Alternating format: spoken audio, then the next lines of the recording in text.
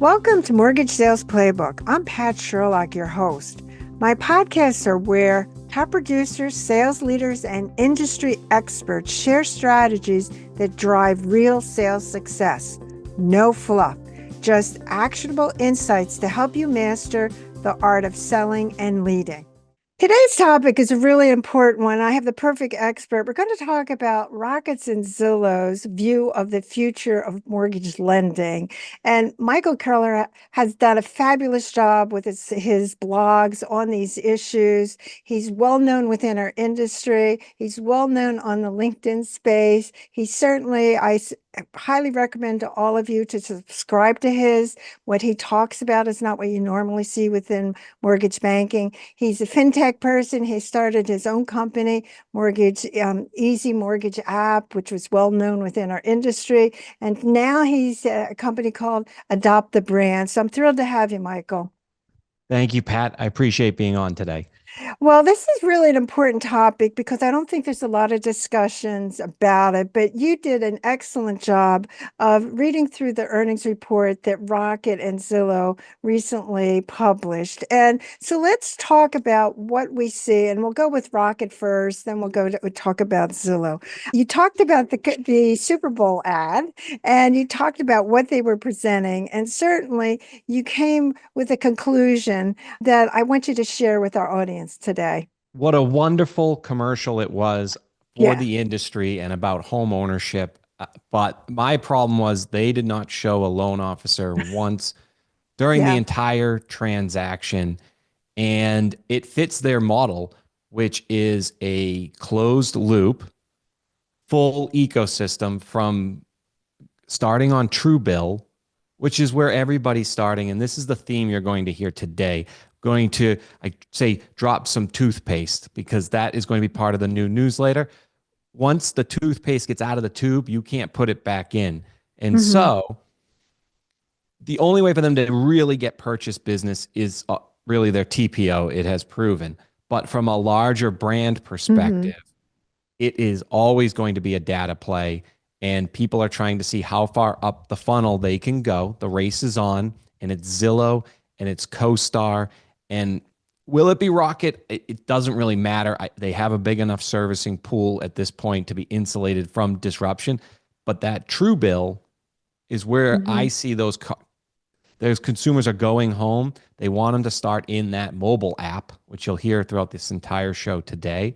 And they want them to stay inside that mobile app. And whether they use a loan officer or not, they want to help them get the American dream and stay connected on that app and budget. And I just believe it's a wake up call for loan officers. You need to get digital fast. And I can give you some hints on how, but you really need to get digital fast because Yeah. the competitors aren't playing super nice. Well, you make the point, and I think it's really a good point that I know I've discussed many times on the podcast, is that the old ways are not coming back. And I think what I see with lenders, and I actually just posted, I do a poll every Monday, and I said, is distributed retail dead? And what was your view? And 70% of the people who responded still said, no, it's too risky to change. And I think what you're really talking about with Rocket and Zillow, they've moved to outer space and we're still, local yokel thinking that's going to win this battle. Talk about that to our listeners. At the end of the day, the realtor loan officer Mm-hmm. relationship is a cottage industry that Mm-hmm. has thrived at times and does have a lot of insulation around it, might be the right word, because of regulation and licensing. Mm-hmm. But the recent NAR settlement, the lack of the CFPB, RESPA changing, Yeah. this is the gold mine that everybody is going for. And now data is going to make it easier for outsiders to come in. And do I think distributed retail is going away? In theory, as it is a industry, it's in trouble, but there'll always be that one or two distributed retail that's going to do really well in that zip code. Mm-hmm. But it just, I think overall, when you scale, the people that are getting on the phones and reading the scripts and Mm-hmm. converting and using the technology to be able to get through to them are going to be winning too. And that's going to be Rocket and Zillow, which we'll get into for a lot of mobile led reasons and further up the channel before they even think about buying a home. So you also talk about this issue, and that I do think is important, that you make the point when you're talking about Rocket's earnings report, where you're talking about that having the best rates and the most loan officers doesn't make for the necessarily the winning strategy, which has been traditionally the strategy of mortgage bankers. And so tie that together with the best rates and the most loan officers. That's still going on in 2025. That is the mindset of many executives. I talk to them. I know you're out there talking to them. So what is the reason why they can't change or won't change? What do you see? That's a great question. I believe it's their pedigree, it's their culture, it's the way that they look Mm-hmm. out for each other. Operations looks out for sales. It's the P&L distributed model. It's Mm-hmm. many reasons why distributed retail is on a course and it's very difficult to change. You need to be able to zig and zag now in this new market if you don't want to be disrupted. And I believe there will be a very vibrant industry for loan officers, but it's a little bit different, Pat. And Yeah. I believe it is source data. And none of them are great at it because they're not practicing their craft in it. No one Mm-hmm. has told them a reason, a why on why they need to be great at it. But I am telling you, there will be a marketplace 5, 6 years from now. There will be a race for people's source data, and lenders today have it in Truve, Argyle, Mm-hmm. Mm-hmm. TrueWorks, Account Check, Form Free, even FinLocker, Foyer, a new app. Loan officers, and I'll get into it a little bit more here. If I were leading a branch right now that I knew was going to be around for a while, that would be the number one directive. That would be where all my rewards were. That would be where all my contests are. Those that get great at that today will be the most successful loan officers in 5 years. Well, I see it because I'm on the training space, Mhm. especially on prospecting, and I have to agree with you 100%. I don't see loan officers even understanding how important their data is. And I find that the companies themselves don't really reinforce that. It's still under the world of do some loans and that's great. And not recognizing that this industry is dramatically changing, whether they want to recognize it or not. Yeah, it's as simple as just breaking it down. Can you get consumers to put their bank account information Right. in? Hmm. That's simple. What that means for the type of loan, that's Hmm. why you use companies that are coming out with great technology, like Hmm. Silverworks Solutions, will automate that whole piece.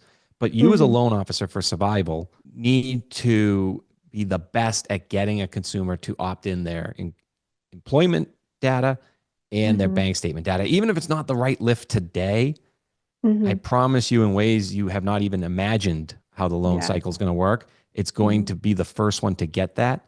And it's called, there's a word for it around, like once one competitor does it, everybody does it that way.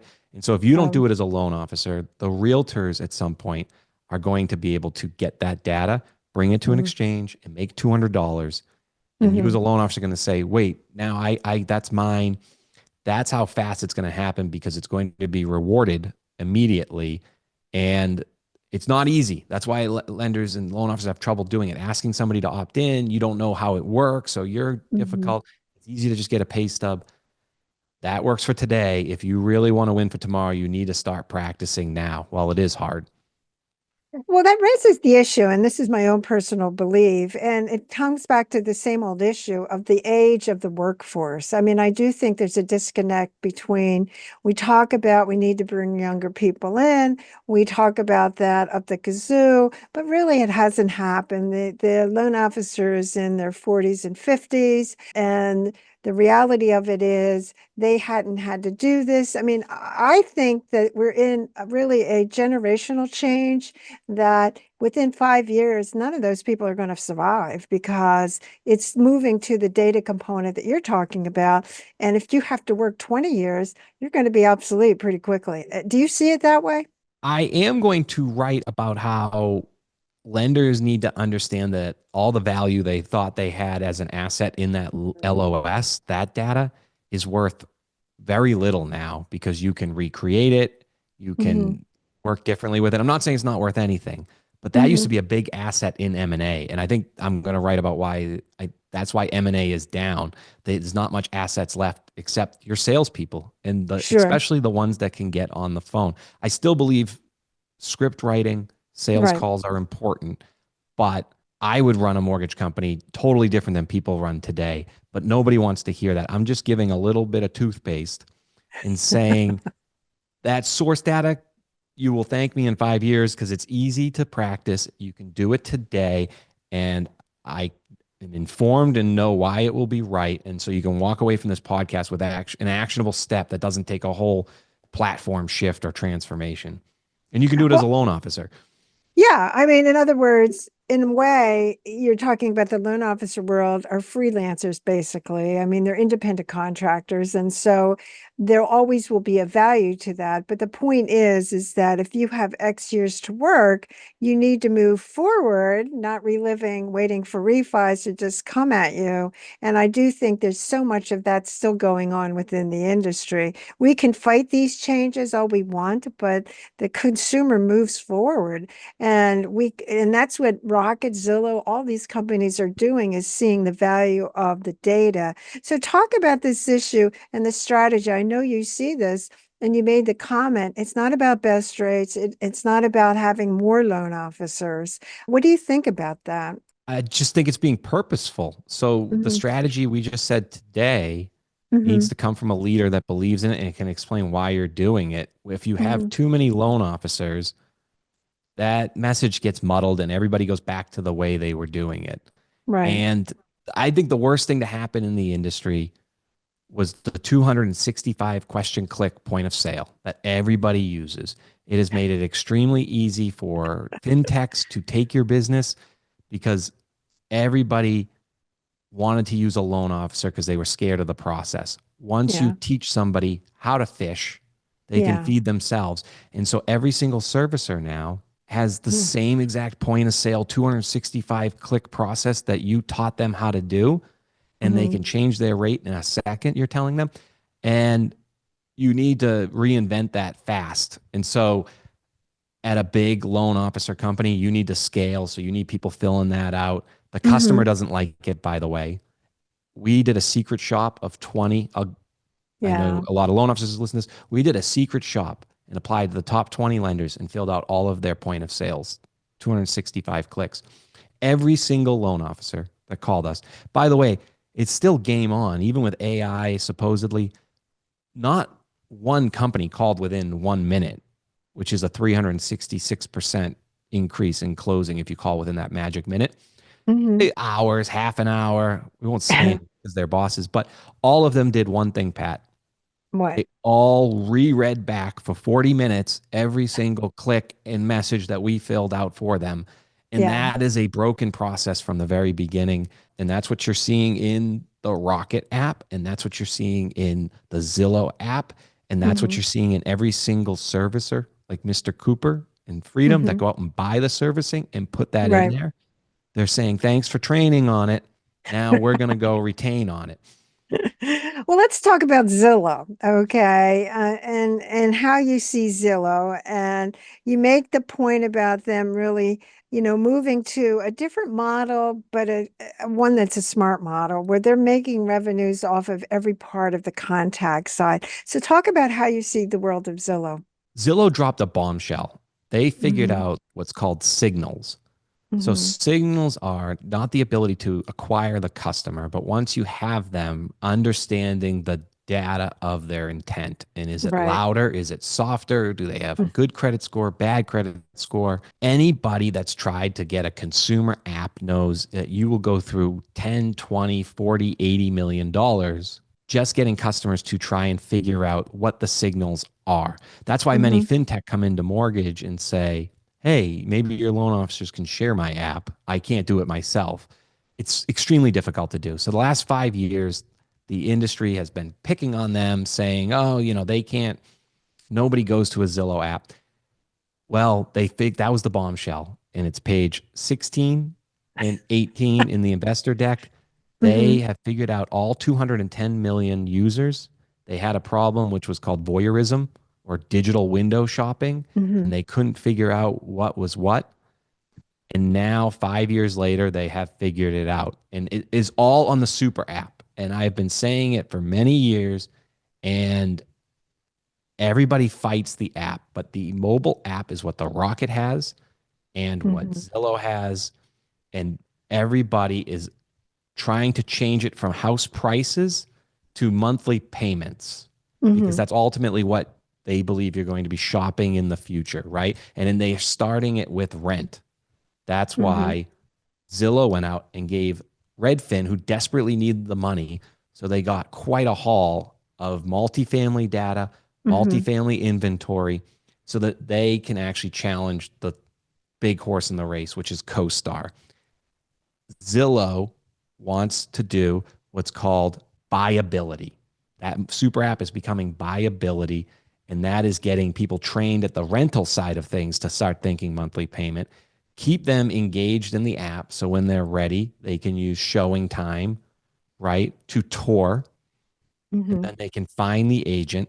And Mm-hmm. everybody in this app is either an agent in the super app or a mover. A mover Mm-hmm. is the consumer. The mover has been shown that they can make $4,000 to $18,000 per transaction just on the buy side. So this whole, all the big dogs in the race are racing to the buy side to see who will win. Experts are telling me there will only be one winner, and the Zillow super app is on its way. And so it does lead to the issue. What you're talking about is that, let's say on the bank side, you're not that far away from not just doing mortgages. You really can do all these other products. And this lends itself to even the bank world is going to be, it's not just the mortgage world, is this whole space is going to change dramatically because of the recognition of customer data matters.